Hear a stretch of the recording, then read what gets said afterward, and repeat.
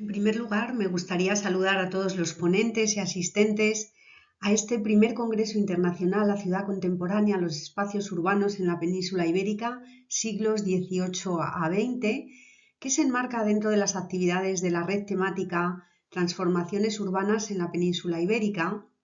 red financiada por la Universidad de Málaga y dirigida por el profesor Antonio Jesús Pinto, a quien por supuesto quiero agradecer su trabajo y su impulso a la celebración de este encuentro. La comunicación que presento, como ven en la lámina, lleva por título Los orígenes de la conciencia y la lucha contra el ruido en Madrid.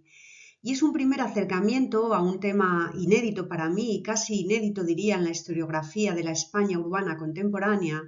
como es la aparición de la lucha contra el ruido en las ciudades y el nacimiento de una nueva sensibilidad contra el ruido, por ser este un elemento molesto y perturbador para las personas.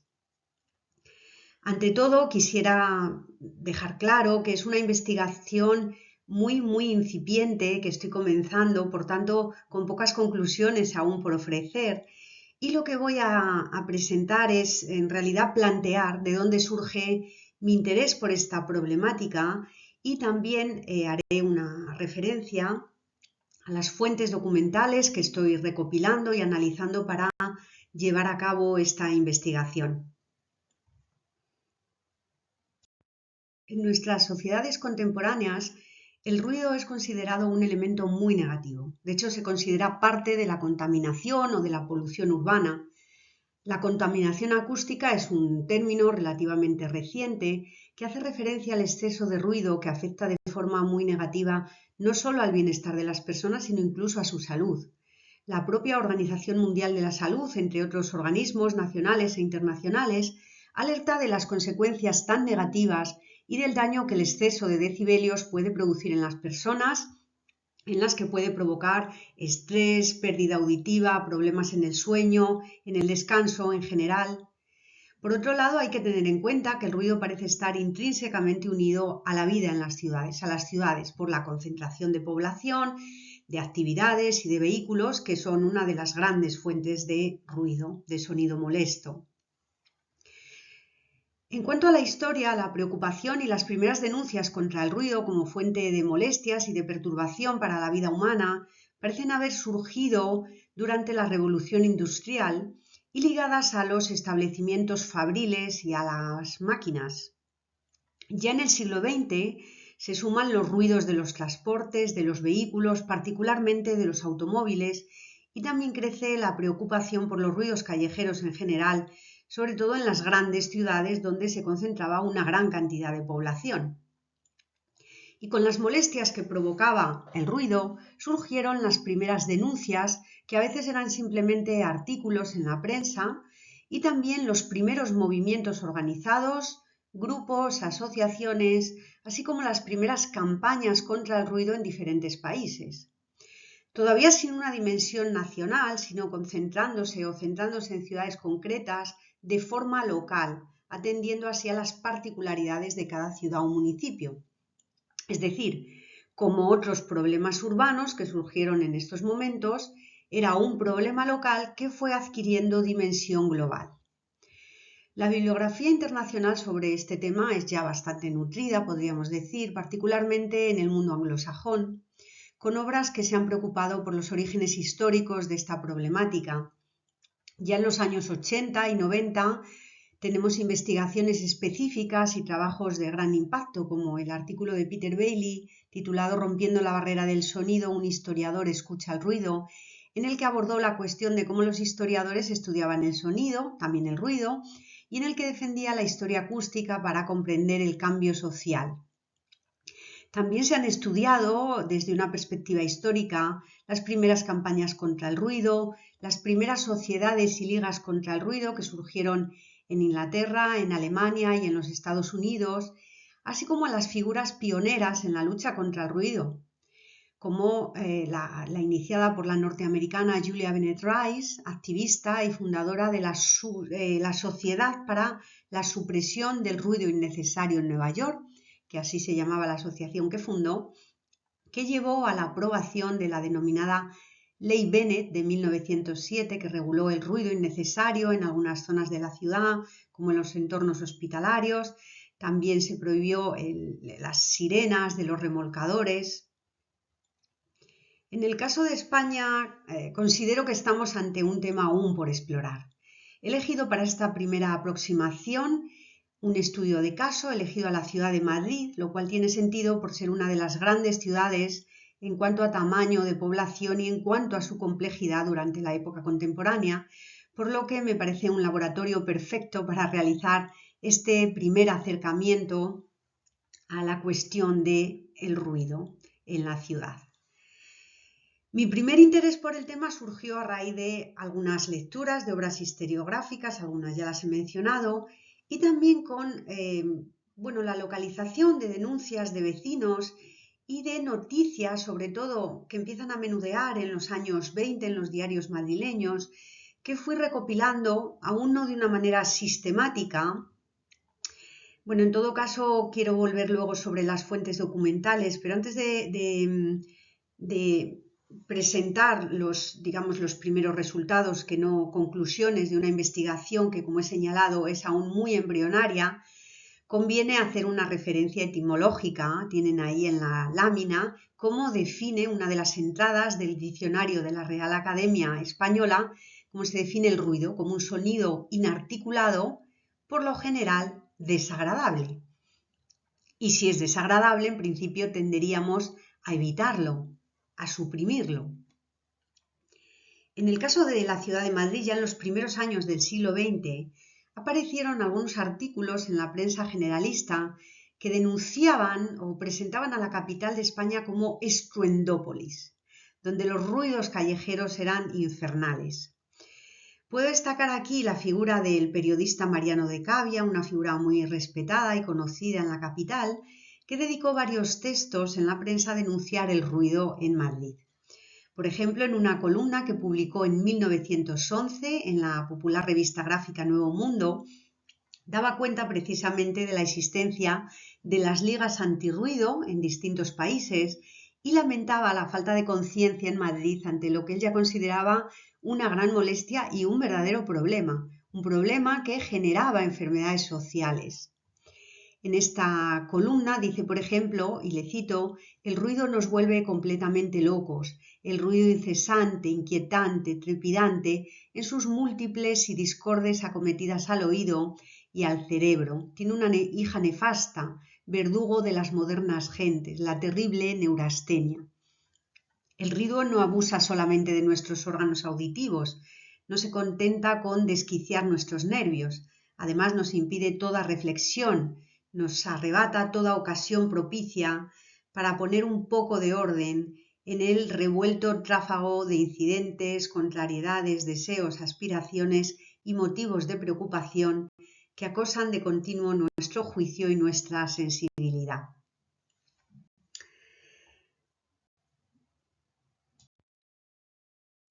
Me gustaría en este punto hacer una breve referencia a las fuentes documentales como la que estoy citando, la hemerografía, la hemeroteca. He aludido ya también a la bibliografía de referencia para el tema, que es sobre todo internacional, y además he optado por revisar la legislación que pudiera existir contra el ruido en la ciudad de Madrid o en favor de la supresión de los ruidos. También he consultado expedientes municipales conservados en el Archivo de Villa de Madrid, que es el archivo histórico del Ayuntamiento de la capital. En Madrid existe legislación contra el ruido, al menos desde mediados del siglo XIX, cuando se aprobaron las primeras ordenanzas municipales de la ciudad, en el año 1847. Esta primera normativa para regular la vida urbana y la convivencia recogía en su articulado varias referencias al ruido. En concreto, se legislaba, y cito, contra cencerradas y ruidos, prohibiéndose absolutamente el abuso de dar cencerradas, así como también juntarse en pandillas para dar músicas o turbar el reposo en las horas altas de la noche. Se legislaba igualmente contra los ruidos en el interior de las viviendas, en los espacios domésticos, estableciéndose que tanto caseros como inquilinos debían procurar el aseo y limpieza de las habitaciones y abstenerse de producir en ellas ruidos molestos. Además, entre las tareas encomendadas a los serenos, un cuerpo de vigilantes municipales creado en Madrid a finales del siglo XVIII se incluía el impedir los ruidos, sorpresas y atropellos por las calles y ataques a las personas y casas. Finalmente, se hacía referencia a los establecimientos fabriles o talleres que podían causar, entre otras molestias al vecindario, ruidos, ordenándose que los establecimientos que producían gran ruido, y se citaban específicamente las herrerías, cuchillerías, forjadores de plata, caldereros, latoneros y molinos de chocolate, tendrían que estar situados en adelante a partir de la aprobación de las ordenanzas en los arrabales, es decir, en las afueras de la población, en lugares en principio no habitados, aunque sabemos que lo estaban. De hecho, lo estaban, eran pequeños núcleos de población que surgían fuera de la cerca que por entonces marcaba el límite de la ciudad de Madrid. Se añadía además que los establecimientos de este tipo, que ya existieran en puntos céntricos de la población, no podrían reabrirse en caso de cierre y que en todo caso debían procurar conciliar las horas y modo de trabajo con la comodidad y reposo del vecindario. Como saben, las ordenanzas, que todavía hoy siguen existiendo, se van actualizando, modernizándose y adaptando a los cambios en la vida urbana. En Madrid, en 1859, se hace una puesta al día de las ordenanzas de 1847 y se incluyó en ellas un nuevo artículo contra el ruido que estableció que quedaba prohibido ocasionar ruidos en las calles durante las altas horas de la noche que puedan turbar el reposo del vecindario, reunirse en pandillas y dar músicas o serenatas sin permiso de la autoridad competente. Vemos que se establecen, por tanto, horarios para evitar estos ruidos, las altas horas de la noche, es decir, se quiere garantizar el reposo nocturno, pero también una forma de control de algunas prácticas de ocio que incluían, como vemos, música. Entiendo que también habría gritos quizá y voces, pero en principio esto no tenía por qué considerarse la música estrictamente ruido. Aquí lo que tenemos es que hay sonidos que no pueden tolerarse en determinadas horas del día o de la noche, pero se ha añadido, y esto es interesante, sin permiso de la autoridad competente. Por eso hablo del control de algunas formas del ocio que podían adquirir, como ha sido estudiado por numerosos colegas, forma de protesta o contestación social. A finales del 19, en 1892, hay una nueva actualización de las ordenanzas municipales madrileñas que nos habla de un tema muy interesante, como es la industrialización de la capital. Una industrialización que fue tardía y limitada con respecto a otras ciudades y capitales de su entorno. Incluyeron las nuevas ordenanzas de Madrid en esta ocasión un apéndice con un listado de establecimientos industriales y otros clasificados como incómodos, molestos y o peligrosos. Lo relevante es que este listado indica, junto al tipo de establecimiento, la molestia y perjuicios que ocasionaba, que podían ser contaminación del aire, contaminación del agua, peligro de incendio, olores o ruidos. Y en cuanto a los ruidos, es interesante cotejar cuáles de ellos incluían como inconveniente o molestia precisamente el ruido, porque de todo el listado podríamos asumir que pues, la mayoría de estos establecimientos pues, fabriles, siendo fábricas, talleres, pues consideraríamos que emiten ruidos. Sin embargo, el número no es tan extenso en la clasificación. Aparecen, por ejemplo, los establecimientos de hileras para metales, las industrias constructoras de máquinas y vagones, también las dedicadas a la fundación y laminado de plomo, así como las herrerías y otros establecimientos que trabajaban la madera empleando sierras mecánicas y motores de vapor. También se incluyen establecimientos como porquerizas, es decir, pocilgas, y enfermerías de perros, así aparecen denominadas. Pero en todo caso, como digo, el listado no es demasiado extenso. En todo caso, hay que considerar que las ordenanzas que vengo glosando no nos revelan si el problema de los ruidos crecía, si se perseguían las infracciones, si todos los ruidos que estaban sufriendo los vecinos estaban contemplados en esta legislación municipal. Habría, por tanto, que complementar con otras fuentes, si es que existen, la tarea pues, más importante, ¿no?, a la hora de abordar una problemática que se nos plantea a los historiadores. En el archivo de Villa he localizado algunas denuncias vecinales contra el ruido, denuncias en forma de instancias en las que se pedía al ayuntamiento o al alcalde solución a unos problemas que en principio no aparecían contemplados en las ordenanzas municipales que surgían del ruido. Por ejemplo, contra el ruido del tráfico urbano y los transportes. En 1919, este es un ejemplo, un grupo de vecinos de la céntrica calle de Santa Isabel se quejaron al consistorio de que el servicio de transportes entre las estaciones de ferrocarril y los mercados se prestaba por medio de grandes camiones automóviles, así lo denominan ellos, y se realizaba durante la madrugada, lo que les impedía descansar y dormir. Eran excesivamente ruidosos y transitaban por una calle relativamente estrecha. Y es muy interesante la respuesta que da el ayuntamiento a través de un técnico municipal de la sección de vías públicas que elabora un informe de respuesta y en el que dice textualmente que el ruido que producían durante la noche estos camiones de transporte no era, y le cito, ni mayor ni más duradero que todos los demás ruidos de la calle, como tranvías, carros de transporte, de tracción animal, y además insistía en que no convenía restringir, sino fomentar la tracción mecánica. Y concluía el ingeniero diciendo que estas son consecuencias del vivir moderno a las que hay que amoldarse, pues seguramente en aquellas ya lejanas épocas en que la hierba crecía en las calles no se notaban estos inconvenientes ni las ventajas de la velocidad actual tampoco. Es decir, hay nuevas fuentes de ruido que no estaban contempladas en las ordenanzas municipales y por tanto no existía legislación con la que afrontarlas. Hay que señalar que las ordenanzas municipales actualizadas de 1915 ampliaba su articulado contra los ruidos callejeros, pero no indicaba nada respecto al tráfico viario y al ruido que provocaba el aumento del tráfico viario en la capital. Y es precisamente el tráfico viario y particularmente la llegada de la tracción mecánica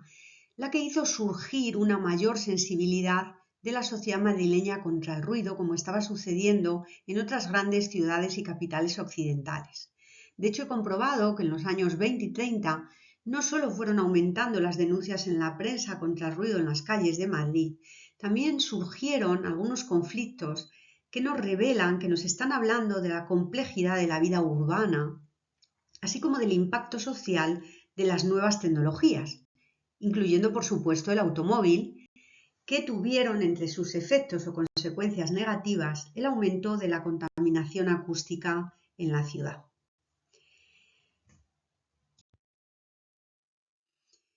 En este sentido, y ya estoy finalizando, es muy interesante el hecho de que en el año 1931 la Junta Municipal de Sanidad del Ayuntamiento de Madrid adoptara un interesante acuerdo por el que se comprometía, y cito su informe, a la defensa del vecindario contra los ruidos callejeros, sancionando los producidos innecesariamente por campanas, automóviles, motocicletas, cohetes y petardos, voceadores ambulantes, etc., así como los de silbatos y sirenas que se utilizan en fábricas y talleres, y limitando el uso de altavoces de radio, aparatos amplificadores, gramolas y orquestas. Es un listado, como ven, bastante amplio de fuentes de ruido. Algunos son elementos que aparecen en nuevas tecnologías, por ejemplo, esos aparatos amplificadores, los altavoces de radio, que he comprobado que en ocasiones se utilizaban en las calles o se hacía una escucha pública de estas radios que se instalaban en bares o con amplificadores, en ventanas, terrazas, etc. Bueno, este acuerdo de la Junta Municipal de Sanidad creo que podríamos enmarcarlo en la creciente sensibilidad social hacia el problema del ruido en las ciudades que va a surgir también en la capital de España, al menos en los orígenes de dicha sensibilidad o preocupación social por el tema. En todo caso, y como he venido insistiendo, esta comunicación es la presentación de una investigación que estoy iniciando, muy en ciernes, todavía muy precaria, y que espero en el futuro poder publicar cuando tenga ya resultados más concretos de la misma. Muchísimas gracias a todos por su atención.